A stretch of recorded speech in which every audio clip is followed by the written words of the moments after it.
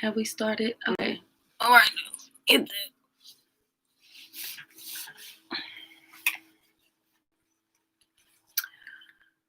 We are live. Yes, we are. It's the Tiddy Pow Wow. It's your girl, Bernica Joan. And Quisha Denise. Oh, she meant to say that. We're supposed to do each other. It's okay. I'll blow it sometimes. Do we got any people on here yet? It's okay. I know. We'll get it together. Okay, I can tag you though real quick. Oh, yeah, tag me. Okay. All right, we're here. Okay, we're here. We're here with the Tiddy Pow Wow. It is episode 14th. 40 acres and a million. We're talking about reparations. Yes, we are. Because we know we are due some reparations, but we really want to talk about like what reparations really looks like for us. A lot of times the word is tossed around a lot. It's like, oh, well, they owe us this, they owe us this. And it's like, what exactly do you feel like Black people who are descendants of slaves in this country deserve or that they're owed? A lot of people have, especially white people, have the attitude that we don't owe them nothing because we didn't do nothing to them. And it's not about the white people now. It's about the way the United States. It's about violating human rights. It's about treating us like animals, raping women, killing our men and children. Like it's a whole lot of things that went on that were not accounted for. That they would now today, if some of those acts were done, it would be a lot of time in prison, or even death penalties for some of the torture and stuff that went on every day. And that's the thing. It's like us not even ever being considered human or on the same, equal to white people. Mm-hmm. And even regardless of how they feel today that they might have not done that to us themselves, it's the way that we're even still looked at and the way that we're even still viewed all these years, 400 years Absolutely. later, as less than. So, Mm-hmm. There has to be something to where we're even considered equals on the same social level. That's why I feel like reparations is important. Right. And the word reparations, the root word is repair. So it's like, what do they need to do to repair the situation between the African Americans and how we've been treated, since the beginning of time. And how we continue to be treated, Exactly. Just we seeing evidence of how we continue to be treated in even the verdict in the Breonna Taylor situation. And I hate to even call it like a Breonna Taylor situation, like it's a phenomenon. The murder of Breonna Taylor. It's really what it needs to be called. And so I was so upset about that verdict, the wanton endangerment, because it almost seems like they love to spit on us in the process. So like charging for the bullets that hit the neighbor's house, went into the neighbor's apartment. Is like, you just spitting on us. You like saying basically, I've seen even the memes that, we're only getting charged for the bullets that missed her and almost could have hit the white family, like the white neighbors. So even though she had Black neighbors too, I feel like they should have got, if it was going to be wanton endangerment, they should have got wanton endangerment for every person that lived in the building that was home. But it's just a slap in the face that her whole life, her whole existence it wasn't even worth anything. Reckless homicide. I mean, anything. I mean, nothing. No charge was to give her justice. If anything, Right. It made the situation worse. Mm-hmm. It showed how they really view the lives of Black people, especially Black women. Exactly. Yeah. And I feel like that we always go through this. Like, it seems like every probably we are traumatized like every 2 months, like on a real level, like some type of police killing or just something happens, like I think after Trayvon Martin, that's when I really was like, they'll let not just the police, but they'll let anybody, get away with killing us. Mm-hmm. And I mean, even thinking about, me and my friend was riding downtown Saturday, and like I was telling her, all those Antifa people, I don't even know if it was the Antifa people, but a lot of white people, militia people, downtown with their guns. I mean, like, it looked like Call of Duty, modern day. And it's like, how are they okay with them running around with guns? I don't know if they're trying to put into effect citizens arrest or what they're doing if they see something going on, thinking that they can, handle that themselves. But it's crazy because let it been us or when the NFAC, which we didn't really talk about them, but when they were in town, it's like they made a real big deal about them coming in with their guns and they were so threatened, or they had to bring in all of the military and, police force for them. But the white militia, they're able to just run around and do whatever. Or anytime the Ku Klux Klan want to come and set up, it's welcome with open arms. But it also goes back to who we have up in office, that is encouraging this and making them think that it's okay. Well, we also have to recognize that some Klan members are up in office. Some Klan members are part of the police force. So they protect each other at all costs, which I think that is the fallacy of the way the police department and the whole bureaucracy is set up. That even as a good officer, I can't speak out against this officer without some type of retaliation or some type of whistleblower title or whatever. Like, if you see somebody doing wrong, you should be able to call them out, especially a colleague. You should be able to say, like, it was wrong. But it's almost like they have no ethical standard to adhere to. And I do wonder. It's like they operate like a gang. Well, they are a gang. Yeah. Because if there's this code of silence amongst them, no matter what you do, you could go sexually assault women while you're on the beat. You can, kick down doors and shoot people. Even I've seen where the SWAT team had said it was an egregious act. Like, they didn't know. They went there probably like, what in the hell happened here? But so many things went wrong. And so now we're seeing what is it? That dude Kendrick Wilson is now calling out. He's calling out the lawyer Sam Aguiar, and I kind of see. I don't. We don't know everything, and because we don't know how the legal system really works on what can be presented or whatever. I do know that Daniel Cameron could have presented like a lot more evidence than what he did, and so. That means that he felt like that the officers was justified. And I think it was a statement that kind of read that he felt like they was justified. And I struggle with him so bad. I struggle with him because we trading him in for who we gonna trade him in for on the white side? We gonna trade him in for Pink. Pink who? The singer. Right. Michael Rappaport. Trade him in for somebody. Michael Rappaport. Yes, I love him. He takes it all the way good. All the way. So yeah, we need to trade him in because he's just I mean, I have no faith in him. I hope that he does not run for nothing else or do anything else. But overall, I hope that he ends up getting in a lot of trouble for, the way he's handled this case. And everybody that's involved, we don't even know who all is involved. That's how layered it is.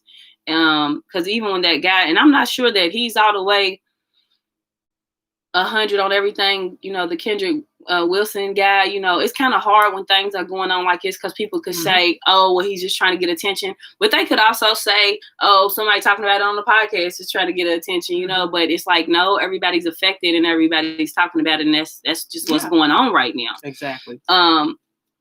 But I just feel like with the Kendrick, is it? Did I say yeah, Kendrick? Yeah. Kendrick, maybe the way he's been so radical to some people, they like, oh, he's tripping or he's acting out. But I feel like you should. It's just a time when you should act out. It's just a time when everybody should be acting out. Especially if it's something that you passionately believe. Well, and it's that is injustice. Black women getting murdered. Exactly, and being and it's covered up. Y'all better burn this place down for me. Hey, if it ever, y'all better go burn hard. It down for me. Burn everything. And then people like, oh, that's inciting violence, but we're experiencing violence. Why is it only violent when we just got to keep taking it, responding, And that's how it's always been treated. Like Black people, we're so aggressive. We're this, we're that. They're so scared of us because we might hop out the car, do this and do that. And it's like, no, y'all just gotta get y'all's, kahunas together. Well, that's part of the reason. Scary. But that's even part of the reason of them boarding all of it up and doing all that they did last week. Even the curfews and stuff to try to prevent something to happen or to have control over the situation, because they know because of that bogus verdict that people were going to be upset, people were going to be enraged, and that there was going to be some things going on. So it's just sad that that's what he came up. Well, I'm looking forward to what's going to come out, because exactly. What I'm really banking on is the FBI. That's where I'm like, I hope that all the evidence that wasn't presented, gets presented with them. But if they mess it up, it's time for us to get doing citizenship and get the hell out of here. Right. I mean, really, like, how long are we going to fight and do this? Like, I do feel like America does not deserve Black people. I do. I feel like for what we've contributed to this place, they don't deserve us we need to start singing, treat us like they do. What's the Beyonce song? Find your way back. Right. Find my way back to where? To Africa. That's what she's talking about. I know, but we don't even know where we're supposed don't to let be this world drive you crazy, honey. Find your way back. But then it's also like, well, we deserve to be here because our people's built it. So exactly. Who cares? So that goes back to the topic of reparations and what that looks like. We did a little research. Part of that looks like, I guess the first thing would be, and this is kind of a joke, an apology. So it looks like apologies by the president. Well, it could start with him and trickle down into the governors and the other entities that might have been, involved in slavery, or other businesses that may have been involved in slavery throughout history. But yeah, definitely start with the president. But that's a joke, because we're going to have to wait until we get a new president. God willing. And then another Black president. No. Right. And then what did it say? And those apologies should be negotiated with the African American community leaders, so that it entails everything, that we feel, so that it goes into effect and it benefits, the people involved. Because the whole system has only benefited them first, you know what I'm saying? And then we just kind of fall in line and get whatever. Another thing they said is that we can have like memorials. We see with all the Confederate memorials coming down. With this, I mean, it is like they started putting up some. What? They started putting up a few memorials. Yeah, but I'm telling you, with them taking down the old ones, the Confederate memorial, like they taking all of those down, and because it's like a smack in the face for everything that we've been through, and that these are the people that you honor, is also the people that killed us, murdered us, owned us, raped us. It's our ancestors, is us, because really when we get into talking about generational curses and trauma, that is in our blood. Yeah, exactly. It's trickled from even the way that we discipline our kids, and everything else comes from slavery. So it's not like because it's over with that we still don't feel the effects that has brought down on us. Yeah, and then so to me, the memorials would definitely be one. Even like right now, we could definitely. They already started putting up some Breonna, Taylor memorabilia around, like painting and stuff. But I'm saying like an actual statue or different things that reflect it's this moment in time, and being on the right side of history. Like, how do you be on the wrong side at a time like this? So even what, I don't know what financial reparations would really look like. I mean, so a lot of people don't really know that once the slaves were freed, that they were promised 40 acres and a mule. I guess people do know that part, but they were promised 40 acres and a mule for each family. Well, so if you had a family up to 4, people could get, 10 acres. Well, they never followed through on that. And instead, what they had written prior to the Emancipation Proclamation was it was a statute to allow the slave owners to get paid. And so they got paid up to $300 per slave that they lost. And we did not get reparations.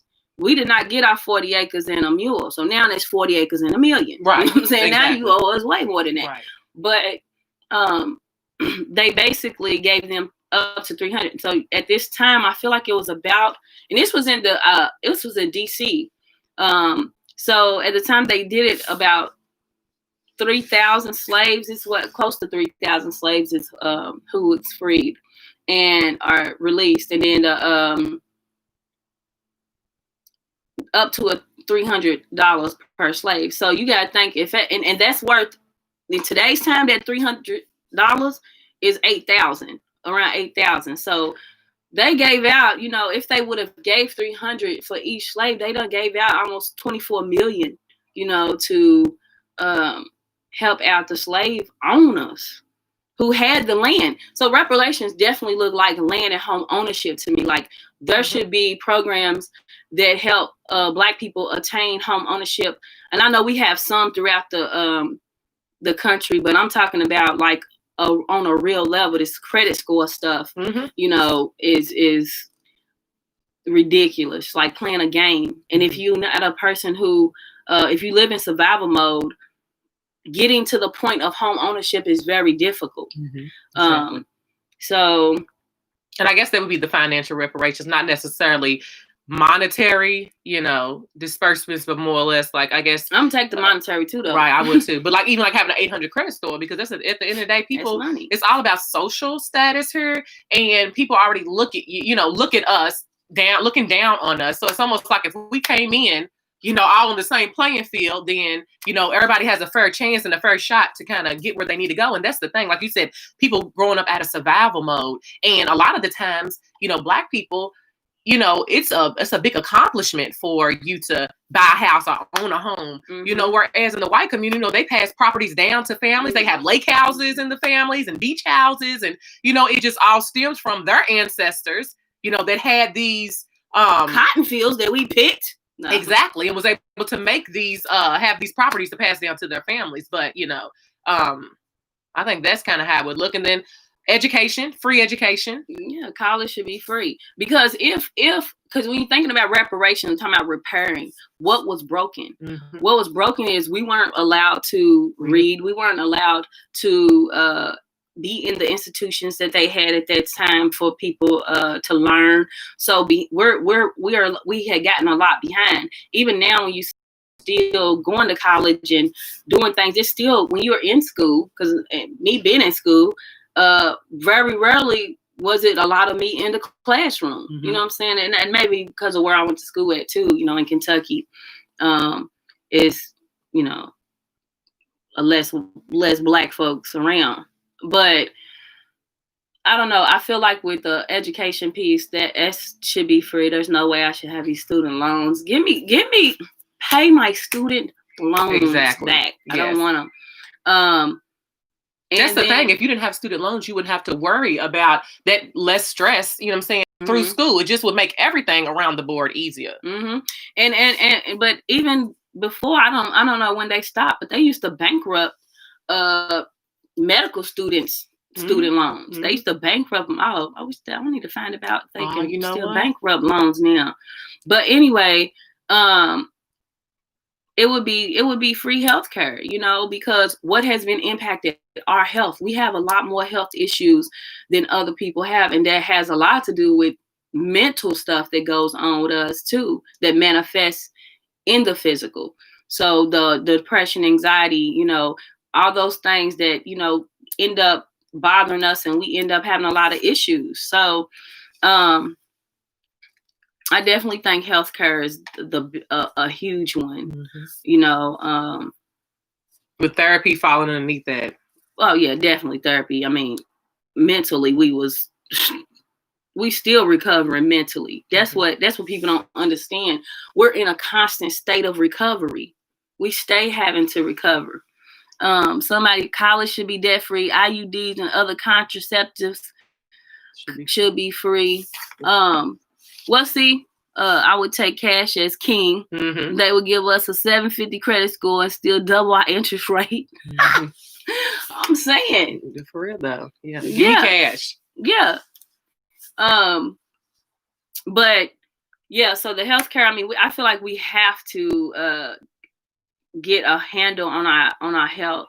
A lot of the ways that we ate and stuff that we eat to this day come from slavery. That's exactly. Giving scraps and eating pork and like all this stuff is from slavery. We were given the scraps and given the what was left over, and people just got accustomed to eating that, and their taste buds got accustomed to it, and just if it was normal, that's what it should be. But But the reparations, I feel like until this country actually admits Because that's another problem. They don't admit. That's why there has to be a public apology, because they try to sweep it under the rug and act like, like racism doesn't still exist when it's right here in our face. And that's why it's so important, even with this Breonna Taylor thing, for everything to come out and people start, revealing and speaking up about it.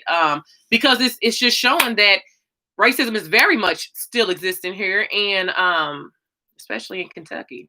Oh man, it's Kentucky. And honestly, sometimes I want to live up north. I want to live somewhere else. I don't want to live where it's cold though.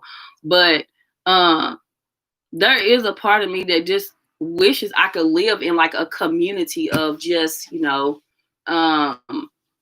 successful Black people. It's not that I don't want to be around white people. It's just that, I want to be in a community where I feel like people care about me, period. Like, care about my life and the life of my children. Get hurt right here, and my neighbors is just gonna watch and be like, "Oh well, she should have did this or she should have did that." Like, I'm good on that. I don't know my neighbors now. I don't, because I don't know them to trust them. I don't trust them to know them. Same thing. Y'all right, but I can't leave the bacon alone. Me either. I can't do turkey bacon, vegan bacon, none of that. Bacon is probably the hardest thing to give up, because nothing tastes like it. No. The turkey bacon does not taste like. I do like a thicker turkey bacon, the uncured turkey bacon. But anyway, it don't taste like real bacon. But we got to start changing the way we eat, though. We really do. Because all of that adds to stress, anxiety, being tired, other factors. Yeah. Just mental, issues, because when you eat crap, you feel like crap. So yeah. So thanks, Shay. You got some good comments coming through, boo. I love your interaction with us. I know. Yeah. What did she say? Okay. No, I was just saying so we can bring them on camera. But a lot of people are just like, what do we owe reparations for? And we started off talking about that a little bit in the beginning, but I see that some people weren't on here. But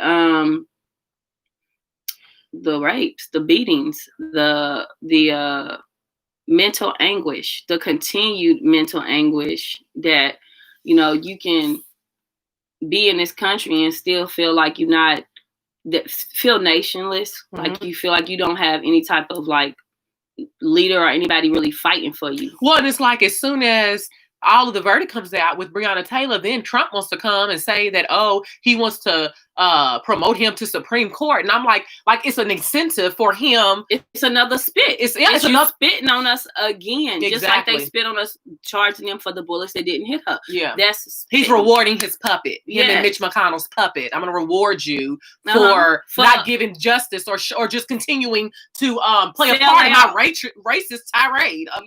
For selling out. That's it. That's it. I would hate to be him right now. I would hate to be his mother. He's probably the most hated Black man in America right now. Like, I'm sure that everybody hates him. Because it's just only people that probably like him is white people right now.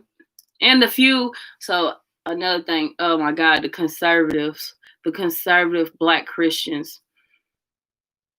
I love y'all, but this ain't the fight to be going to the other side or seeing some ill stuff trying to, this is how I'm looking at it. No, you're looking at it with whitewashed eyes. You're looking at it with an American, just a patriotic thing. You're not looking at, like, because I think if you shoot a police officer, now they saying the ballistics don't even match the gun that shot the police. So it's just so many lies and so much corruption. But yeah, back to the Black Christian conservatives. Figure out what y'all doing. I mean, for real. Hopefully, I'm not figure out what y'all are doing. I'm getting to the point where I want to love y'all so much, but I'm annoyed because y'all are a distraction. Yeah. And y'all are and they don't care about y'all either. Y'all thinking this is gonna make y'all look good. They don't care about y'all. They don't give they will kill you too. Exactly. Or your son. Anyway, I just had to put that out there. And probably because I grew up in the Black church and I've been seeing people I grew up with just posting stuff, and it's just like, don't don't be so holy that you're no earthly good. Mm-hmm. That's where it's like you have to check yourself. Like, Mm-hmm. it's a check 1-2 definitely has to happen. We do not trust our leadership. I totally agree. It's hard. How do you trust people who can be bought? Mm-hmm. I am following and watching and paying attention to Sadiqa Reynolds in this. I feel like she's like the most genuine person I've seen in this fight, and still ironically being able to be respectful, like while she's upset. Because I'm not. Clearly, y'all, the people who follow me on Facebook know that I don't manage well when I get very upset and emotional about us being murdered and hurt just because we Black and nobody taking our justice seriously. Mm-hmm. Says everyone is looking at the election like a marriage. We need to look at it as stepping stones for the next best candidates. Well, absolutely. But also we need to start voting more on the state level, because the state level is what drives the other stuff. And we have to start picking our leaders within our communities so that when we're getting to the bigger fish, you know what I mean? Like it's trickling up and it's getting better and better. Not that, we don't have good leaders to even put in those higher positions. I do pay attention to Charles Booker's page, and I feel like he has definitely maintained some solidarity with everything too. So there seems to be definitely some fighters around. It's just how much they will be able to do is kind of discouraging when you watch them, basically let them walk off of killing her. It is bigger than the presidential. I think. Well, and me having learning about the court system and dealing with judges and stuff, definitely those are the ones that make the laws and that also sign the no-knock warrants, is the judges that's put into power. And that's why I say, even with this whole situation, as far as charging the police officers, there are other people that should be charged as well that are higher up, like the judge that signed off on the no-knock warrant, or whoever else that, gave the go okay for that to, happen that night, go into her apartment with everything just so messy. And like you said, it was what did they say it was? Egregious act. It was. It's egregious, and we have to decide what is your stake in the fight, for justice, because I feel like it's too many Black people who are also oblivious to what's going on. It's like they just living their lives. They don't care really about what's going on. Maybe because they in survival mode. I don't know, but when I talk to people and they don't even bring it up or don't even, it's like, how is this not affecting you? Maybe because I'm affected so deeply by it, I don't really understand it. So, what was she saying? Definitely too. She said definitely. When we're talking about, I think about the candidates who we put it to. Oh yeah.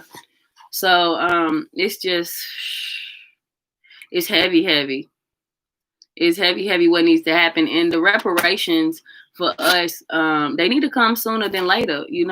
This will be a good time for them to put reparation on the table. And I do feel like there have been maybe cities or states that have started talking about reparations, but it needs to be nationally. There needs to be national things, and they need to allow us to run our own community programs or whatever. What I mean? I don't think that they need to bring in outsiders, whether they be white or Black, but just people out of the community into the community. And even if we did, come up with these things on the state level, Trump's not going to go for that on the national level. He feels like we have bigger fish to fry, and that's not going to put as a priority, unfortunately, reparations. Like you said, he don't even want to give us stimulus. Right. When is the second stimulus coming? Look, and I feel like they hand out suppression too. I still want the stimulus though. But I feel like us thinking, because some people, they consider like welfare and stuff reparations. But if you have to, I had called about an apartment, and they said that you had to meet the income guideline of like if you made over 45,000, you couldn't live there. I'm like 45,000. I got 3 kids. Like, why would I want to live somewhere that says I can't make over $45,000? That's poverty after you pay rent that's over $1,000 and pay for your kids a daycare or wherever. Like, it's poverty. Mm-hmm. So it's like people don't understand that if you live here but you can't make this much money, you can't do anything that limits you on actually growing and levitating and becoming more than what you are, then it's a setup for failure.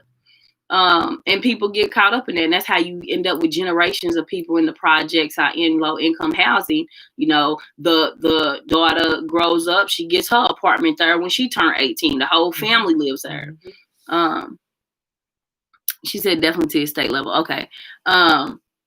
It's just another way to keep us suppressed. Yes. Oppressed and really keep us slaves in a sense, because now if I can't make over this much money, then what am I doing? I'm doing the lower level jobs that only pay me $10 or $11 an hour, so that I don't, go over this. So I'm only working this much hours a week. Like I used to tell people, why would you sit around and wait on a check every month for $400 when you can make $400 in a week? I've never been a fan of it. I don't understand that. But then it's like sometimes when people pay all their bills, all they got is $400 left. Hey, and I guess they figure they're gonna get free healthcare, food stamps, other things too. So you can't build generational wealth off of that. But it's also about the mentality. That's where therapy comes back into place, because when you have kicked people down or held people down for so long, they may not feel like they can attain or reach those things because they've never seen it happen in their family. They've never seen nobody around them, like you say, be a homeowner, this and that. So the projects is home. That's what they know.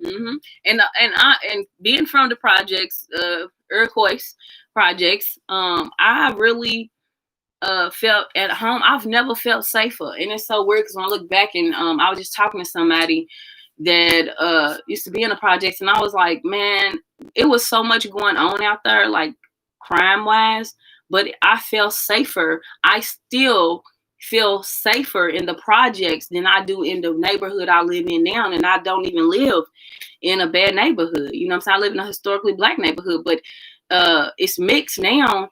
But I don't, even this not knowing my neighbors, I feel like in the projects, everybody knew everybody. Everybody knew who, you knew such and such in building such and such. You knew you can walk past her and you're going to be okay because such and such lives over there.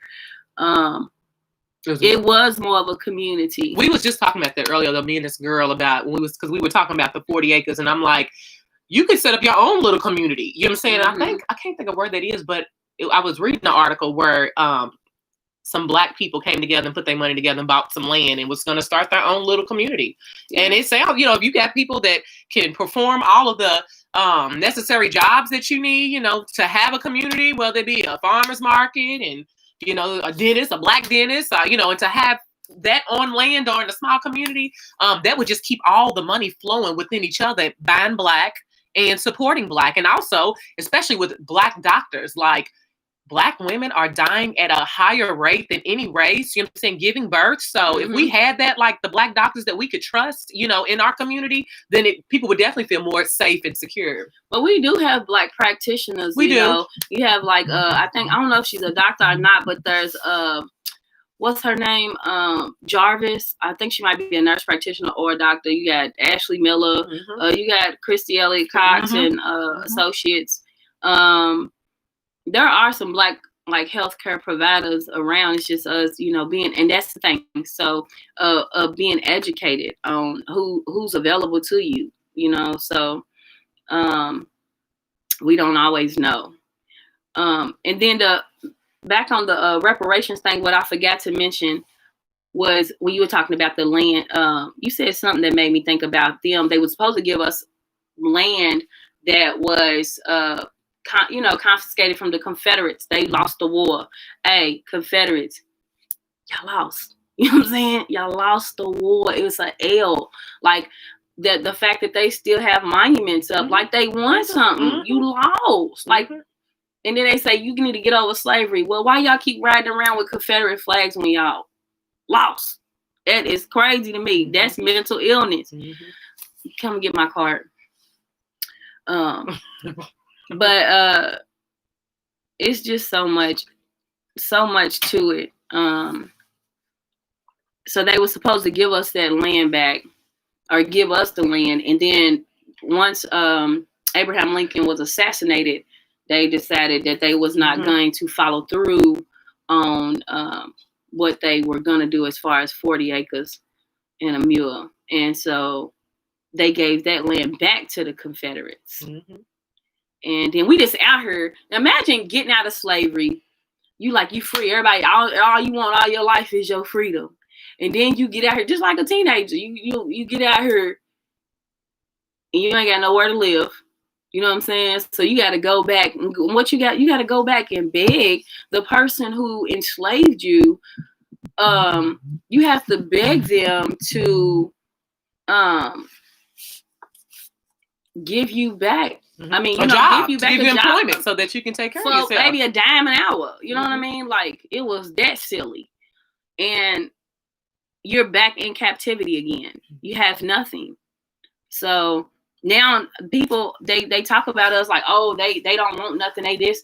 Y'all don't know we come from. We come from nothing. We've gotten to this point with no starting point. Like we out here with nothing.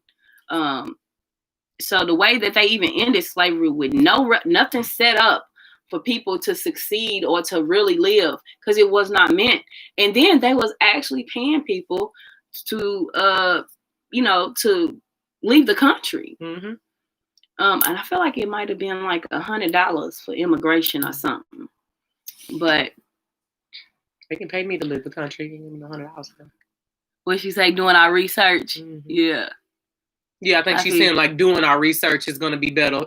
You know, it's good for us. On everything. And that's the thing. We're not educated about a lot of stuff the way this system works. We're in this system, but we are not educated about the way this system works. And that's why sometimes we get up in arms and other people like, oh, well, you don't understand this because this is consistent with how the law works. Well, we looking at morality. We looking at real shit. Exactly. The law, we have a civil duty. What is it? Martin Luther King.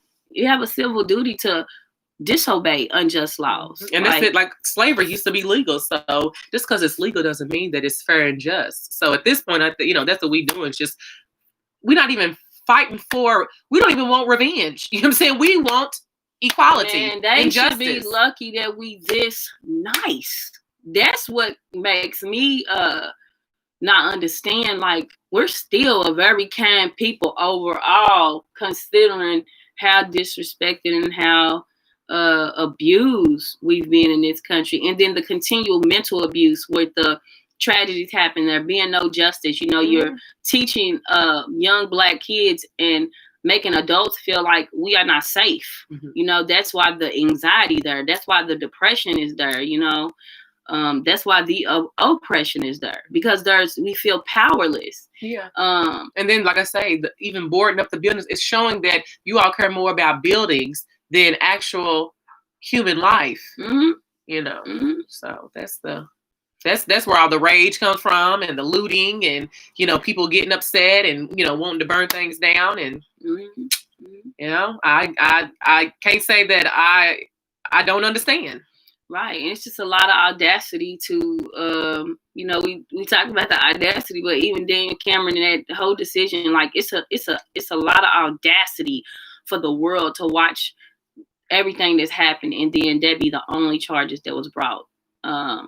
Even with George Floyd, us watching him just die on camera, and you would have people still making excuses for why he might have died or what he might have said or did, why he was under the cop. Like, I'm just like, it's one of those situations where it's like, you're gonna believe that, you're gonna believe what I say, or you're gonna believe your lying ass eyes. No, my eyes saw what they saw. Yeah, Exactly. And they're like, oh, well, he died from an overdose. Like, I don't care if he was under the influence of drugs when it happened. It has nothing to do with the way that officer behaved. Mm-hmm. And he wouldn't have died. It wouldn't have gotten to that level, you know, regardless of whatever it was. Even if he had that in his system, that wasn't the cause of his death, was an overdose, you know. It's just, you know, another way for them to tear us down after our demise. It's so sad. Yeah, it's getting spit on. Mm-hmm. And it's like, how much more do you think that people are going to take? And I'm very proud, even though there is a part of me that feels like there's just been a lot of pacification going on, in that they're pacifying us with Breonna's law. They're pacifying us with certain things, but they're not doing what, you know, how do y'all go out of y'all way to do all of this, but can't lock up 4 officers? You should have made a sacrifice right there, just because for the betterment of everything. You know that they were wrong in how they handled their situation. It's like I said earlier, it's almost like gaslighting. Like it's very narcissistic in the fact that y'all not even acknowledging, not even admitting, you know what I'm saying, what is going on, admitting the wrong. It's like even the apologies with the reparations, the apologies would have to be an admittance that something was wrong, that there was, you know, oppression, that there is oppression, but they're not even going to admit that because it makes them look guilty, and then they feel like they don't owe you anything if they don't take any. Also, it's white guilt too. Yeah. Like white people, it's almost like they, instead of saying, you know what, this did happen. This is, and I don't want to say all white people, because I got some people in my life that are white that I absolutely love and respect.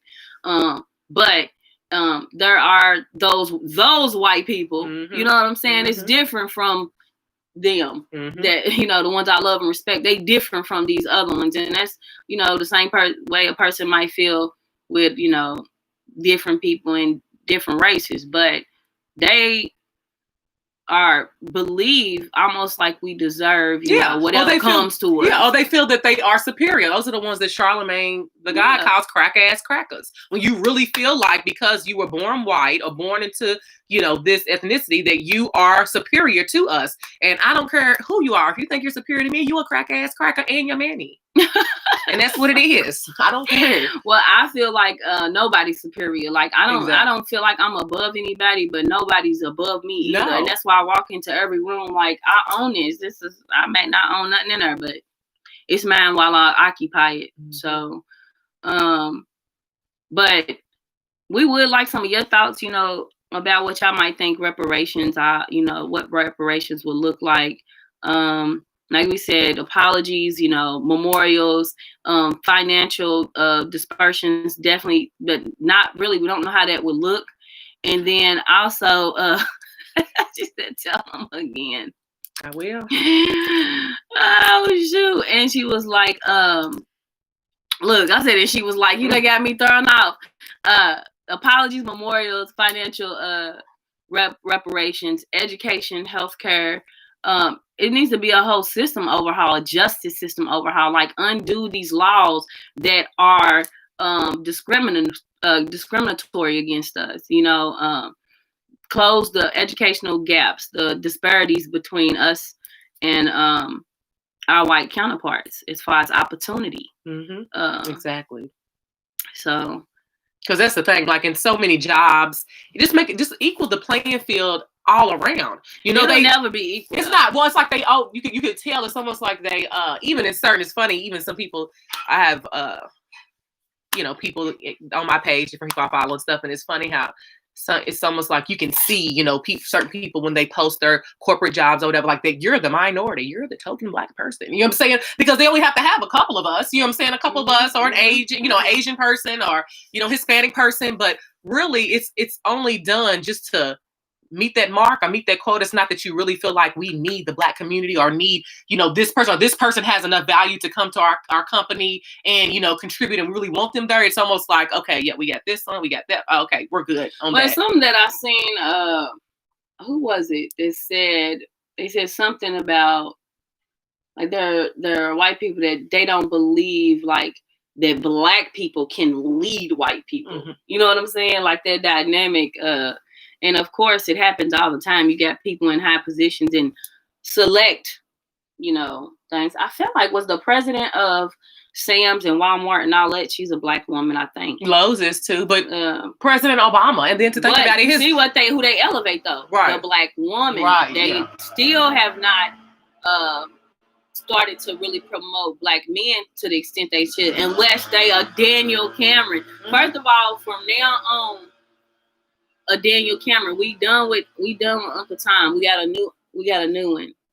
He's a DC. Mm-hmm. He's a Daniel Cameron. That can be another acronym too. Yeah. Use your mind. Oh God. But anyway, it's just so much.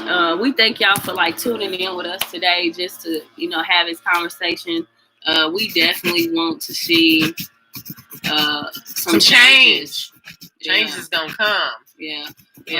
It's just when they gonna come is the question, because we got her rah and stuff. Yeah, but we ain't gotta worry about how you just can't really worry about the change that they make. We just gotta change ourselves and just level up to our highest self. So we can make our own way. Yeah. Instead of asking for one. That's what they say. They ask, don't be the token black. You know what I'm saying? Mm-hmm. You can go and start your own whatever. That's the goal. Start your own and have whoever we working for you that you want working for you. Mm-hmm. Where you respected and valued.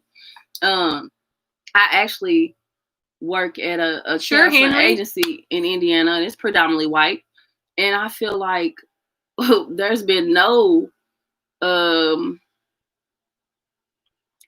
outside of a few colleagues who know me personally, like there's been no conversation or nothing about none of this is going on. And that the black people that work for you are affected. Mm-hmm. And you're not saying anything. And I guess I was surprised because counseling agency, I'm like, I would thought they would have said something if nobody did. But there's been no statement, nothing. And to me, silence is violence. Yes. If you're not speaking out, if you don't say anything, like you just know, it feels like you complicit. It feels like you don't support black people in this fight. And it's hard. It's hard not to build up resentment because it's just be like, you see these people that you've been knowing for all these years and you just like, who are y'all really? What do y'all really think? What do y'all really believe? Mm-hmm. And sometimes, you have to realize people don't say nothing. Because they don't know what to say, but then also it's like, why even bring opposition? Sure, Henry. Bring opposition to a government that helps keep them in power, or helps keep them in higher positions. Mm-hmm. So yeah, that's all. We wanted to talk about that today. We want to continue to have these type of discussions. If there's any thoughts that you might have, y'all can definitely email us at the tiddypowwow@gmail.com. THETIDDYWOWPOW. No, POWWOW. You said wow. What I say? Wow, pow. Powwow. Y'all knew what I meant. He said, hi, Henry. Hi. Actually, you all have just touched on what's one of my the most, independence. I think of all the issues you all have touched on won't go away till wealth equality is fixed. While it exists, people don't have power. That's right. Yes. You're absolutely correct, Henry. Because that's the biggest, the generational wealth. That's where the gap is so, we're hundreds of years behind. But I also think too, with entrepreneurship, especially in the black community, then we can, and that's one thing I love with the pandemic is that people are like buying black and supporting black. So as long as we keep, buy black, support black, we're uplifting the black community and just adding more wealth into our communities and helping to put people in positions, like I say, those small businesses, people appreciate your money's being spent with them more than going to a corporation, to spend money. So that's kind of how we can start on our own. It's just, supporting each other, spending with each other, and that'll help, boost people economically and it's socially. Important that people understand that even us doing that, it's not about a black or white thing. Because there's certain things, I'm a buy black, but if I know white people who are good at what they do, and I have a relationship, like I got a Facebook friend that's an awesome photographer. She's white. I love her pictures. I feel like she's one of the best I've seen. So I'm going to pick the best when it comes to certain things. But at the end of the day, we have to generate money back into our communities. And so it's not about white. It's that white people, y'all got people to come to y'all's business. So it's millions of white people. So there's only 13% black people in America, so we need to pour into each other. Exactly, because it's just going to help on so many levels if we pour into our people. Because we're the biggest spenders. Exactly, that's so true. Yeah, and it's just going to help too. It helps a mother be able to maybe send her child to piano lessons or to dance lessons that she may not have been able to do if she didn't have that extra income, that support. So that's what it boils down to. Support everybody. Just hang in there. It's gonna work. We gonna figure it out at some point. Something got to give. Because I think everybody's doing better, or even this quarantine and all this going on has opened people's eyes to be more aware when everybody's just kind of been on the go, surviving, making things happen. We kind of had a time to just sit down and open our eyes and see. And things. You see, you can work in different ways. That we've been exhausting ourselves for no reason. Exactly. And so many people have gone into entrepreneurship because you sit and you have these ideas that you haven't been able to manifest or make happen. And now, is the time to do it, and people are doing it, and that's just going to help us to be able to advance and put ourselves in a better position moving forward. Black owned and black ran banks, and there are black banks now. We just have to take our money out and put them there. But we're gonna wrap up because I gotta go get my kids. But thank y'all for joining in with us. Thank y'all for joining in with us. It's been real. All the input, we appreciate it. If y'all can. Just share this, and see us next week, and we'll come back with another hot topic for you. On a Tiddy Tuesday for the Tiddy Pow Wow. It's going down on the Tiddy Pow Wow. Thank y'all. Bye. We gotta go. Let me see. You already do that one? I don't know how to hang up. Man, I don't know how to hang up either. Oh God, I need to smoke. Do you want to go get them and come back smoke? Because I know you probably. Somebody was still.